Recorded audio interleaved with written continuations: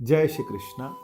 गीता का चौथा अध्याय और तीसरा श्लोक, जहां भगवान ने अपनी आत्मीयता प्रकट की अर्जुन के साथ। भगवान कह रहे हैं, सा अवायम माया ते अध्यम योग प्रोक्त पुरातन। भगवान कह रहे हैं कि ये पुरातन ज्ञान है, ये सनातन ज्ञान है जो मैं तुझे दे रहा हूं। ये प्राचीन योग ज्ञान, ये परम रहस्य है और मैं आज तुम्हारे सामने ये ज्ञान प्रकट कर रहा हूं, क्योंकि तुम मेरे मित्र हो और मेरे भक्त हो, इसीलिए तुम इस दिव्य ज्ञान को समझ सकते हो। अब इस बात को हमें समझना होगा कि भगवान के तो सहोदर बहुत थे। भगवान ने यह ज्ञान बलराम जी को नहीं दिया, भगवान ने यह ज्ञान युधिष्ठिर को नहीं दिया जो कि धर्मराज थे। भगवान ने यह ज्ञान नकुल और सहदेव को नहीं दिया जो कि बहुत ज्ञानी थे। कहा जाता है सहदेव बहुत ज्ञानी थे, उनकी बुद्धि बहुत थी, वो भूत भविष्य और वर्तमान तीनों देख सकते थे। लेकिन भगवान ने ये ज्ञान अर्जुन को ही क्यों दिया? क्योंकि अर्जुन ने भगवान को सख्य भाव से पूजा था। जब हम भगवान की पूजा करते हैं या फिर भगवान को अपना बना लेते हैं तो फिर भगवान वो ज्ञान हमारे अंदर प्रकट कर लेते हैं। कुछ भाव होना चाहिए। अब वो भाव क्या हो सकते हैं, जिससे क्या क्या भाव हो सकते हैं, आइए जानते हैं कि जिससे भगवान को हम पूछ सकते हैं या भगवान के साथ हम अपनी आत्मीयता प्रकट कर सकते हैं। तो पहला भाव आता है शांत भाव, जिसमें हम भगवान को राजा मानते हैं कि भगवान हमारे देश के, हमारी इस दुनिया के राजा हैं। हम उन्हें प्रणाम करते हैं, हम उन्हें अच्छी से अच्छी चीजें उनको अर्पण करते हैं।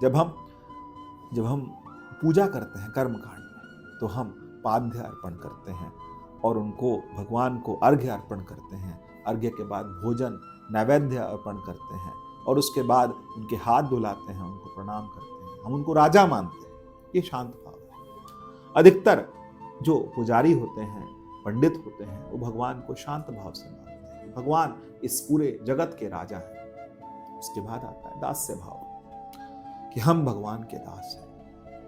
मैं उन रामचंद्र जी का दास हूं। तो दास का मतलब दास्य भाव। रामे चित्त लय सदा भवतु मे भो रामा रामा नास्ति परायणम। राम से बड़ा और कोई आश्रय नहीं। विभीषण ने भगवान राम को भगवान राम का दास बनने के प्रयास किया। दास बन करके भगवान के दास बने। उन्होंने कहा कि भगवान आपका दास हूं। हनुमान जी ने कहा कि मैं आपका दास हूं। तो दास का मतलब दास्य भाव, कहता सख्य भाव, कि भगवान हमारे जैसे मधुमंगल थे, भगवान के सखा थे। सुदामा भगवान के सखा थे। अर्जुन भगवान के सखा थे। उन्होंने सख्य भाव रखा। भगवान के साथ जब हम किसी भाव से पूछते हैं तो फिर भगवान हमारे साथ में उसी तरह का भाव रखते हैं। और उसके बाद एक और भाव आता है वात्सल्य भाव। वात्सल्य भाव भगवान राम के लिए भी आता है और भगवान कृष्ण के लिए भी आता है।